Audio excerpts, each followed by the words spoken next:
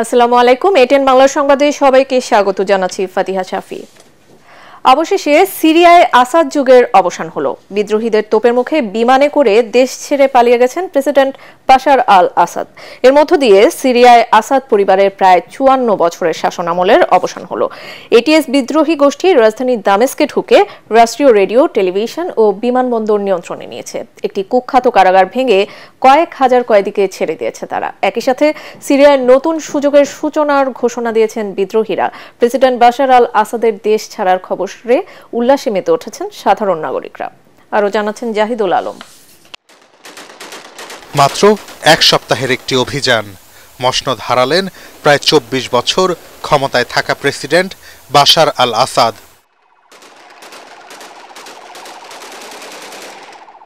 শেষ হল দেশটিতে আসাদ পরিবারের ৫৪ বছরের শাসনামল।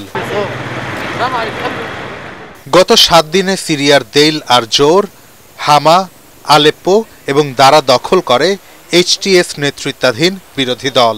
শনিবার তারা জানায় পরবর্তী লক্ষ্য হোমস। তবে ২৪ ঘন্টারও কম সময়ে হোমস পেরিয়ে রাজধানী দামেস্কের দখল নিল সরকার বিরোধীরা। রাত থেকেই দামেস্কের বিভিন্ন জায়গায় গোলাগুলির শব্দ শোনা যাচ্ছিল। তখন অবশ্য প্রেসিডেন্টের দফতর জানায় রাজধানীতেই রয়েছেন বাশার, আর এই সুযোগেই দেশ ছাড়েন তিনি। দেশটির গণমাধ্যমগুলো বলছে শুক্রবার থেকেই বিদ্রোহীদের তোপের মুখে পিছু হটতে বাধ্য হয় সেনাবাহিনী। এমনকি নিরাপদে সরে যাওয়ার সুযোগ চেয়ে দারার নিয়ন্ত্রণও ছেড়ে দেয়। ফলে বলাই যায় দেশটির সামরিক বাহিনীও চায়নি প্রেসিডেন্টের পক্ষে আর লড়তে। বিভিন্ন ভিডিওতে দেখা যায় আল কাইম সীমান্ত দিয়ে আসাদ বাহিনীর হাজার হাজার সেনা ইরাকে পালিয়ে যাচ্ছে। মূলত প্রেসিডেন্ট বাশারের মিত্র রাশিয়া, ইরান এবং হিজবুল্লাহ ইউক্রেন ও ইসরায়েল ইস্যুতে ব্যস্ত থাকার সুযোগ নিয়েছে সরকার বিরোধীরা। বাশার আল আসাদ যুগের অবসানে সিরিয়ার বেশিরভাগ মানুষই উচ্ছ্বাসিত। তবে এরপর কি, কে নিবে দেশটির শাসনভার, তা ভেবেই শঙ্কিত বিশ্লেষকরা। জাহিদুল আলম, এটিএন বাংলা। অন্যদিকে প্রধানমন্ত্রী মোহাম্মদ গাজী আল জালালি দাবি করেছেন প্রেসিডেন্ট বাশার আল আসাদ পালিয়ে যাননি, তিনি দামেস্কে তার বাড়িতেই আছেন। পালিয়ে যাওয়ার কোনো পরিকল্পনা নেই বলেও জানান প্রধানমন্ত্রী। একই সঙ্গে বিরোধীদের দিকে সহায়তার হাত বাড়িয়ে দিয়েছেন সিরিয়ার এই প্রধানমন্ত্রী। এ তথ্য জানিয়েছে সংবাদ মাধ্যম আল জাজিরা। সিরিয়ার প্রধানমন্ত্রী মোহাম্মদ গাজী আল জালালি বলেছেন সরকারি প্রতিষ্ঠানগুলো যেন কার্যকর থাকে এবং কাজ চালিয়ে যেতে পারে তা নিশ্চিত করতে চান তিনি।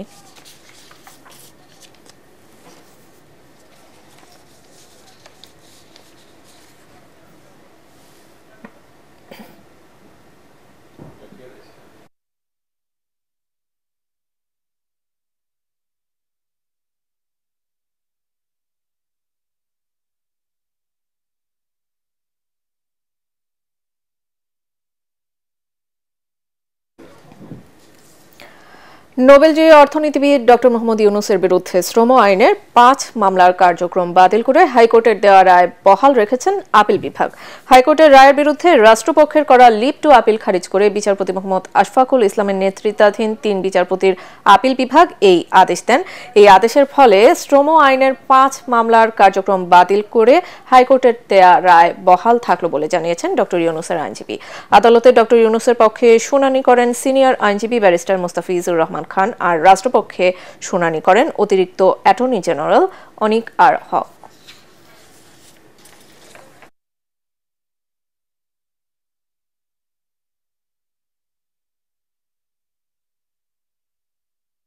ভারতীয় হাই কমিশন অভিমুখে বিএনপির ৩টি অঙ্গ সংগঠনের যৌথ প্রতিবাদী পদযাত্রা ও স্মারকলিপি প্রদান কর্মসূচি শুরু হয়েছে। বেলা 11:30টায় নয়াপল্টনে দলটির কেন্দ্রীয় কার্যালয়ের সামনে থেকে এই কর্মসূচি শুরু হয়। এই মুহূর্তে সেখানে আছেন আমাদের সহকর্মী মাঝারুল হক মুহাজির, সরাসরি যুক্ত হচ্ছে তার সাথে। মুহাজির, বিএনপির প্রতিবাদী পদযাত্রা এখন কোথায় অবস্থান করছে?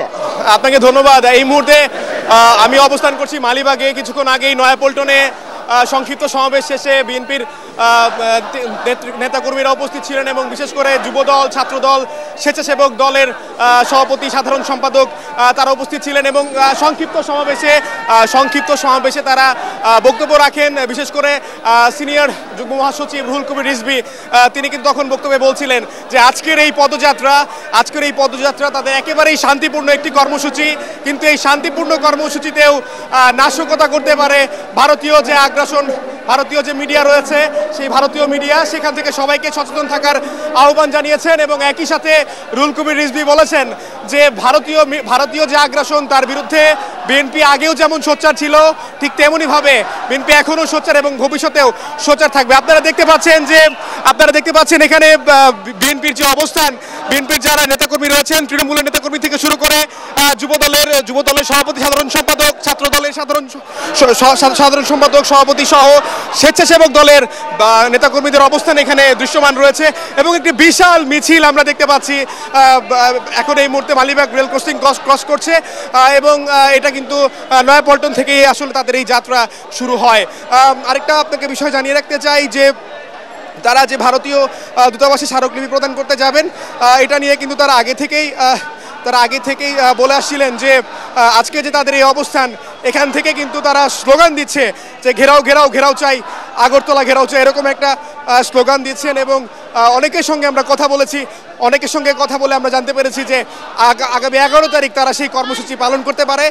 11 তারিখ তারা আগরতলা ঘেরাওয়ের যে কর্মসূচি রয়েছে সেটাও দিতে পারে এবং এখন অপেক্ষা আসলে ভারতীয় যে দূতাবাসে অভিমুখে যে তাদের যে যাত্রা, সেই যাত্রা আসলে তারা এখন শান্তিপূর্ণভাবে অবস্থান করছেন এবং সেই শান্তিপূর্ণ অবস্থানে তাদের প্রত্যেক দলের ঢাকা থেকে শুরু করে সকাল থেকেই এর আগে তাদের দলের নেতাকর্মীরা নয়াপল্টনে অবস্থান নেয় এবং নয়াপল্টনের সংক্ষিপ্ত সমাবেশ শেষ করে তারা এই পদযাত্রা শুরু করে।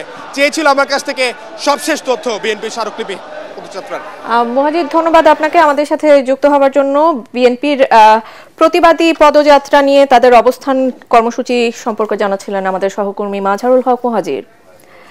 দর্শক, পরবর্তী সংবাদ দেখার আমন্ত্রণ জানিয়ে এখনকার মতো শেষ করছি। এটিএন বাংলা সংবাদ ইউটিউবে দেখতে ব্রাউজ করুন, youtube/ATN Bangla News। ধন্যবাদ।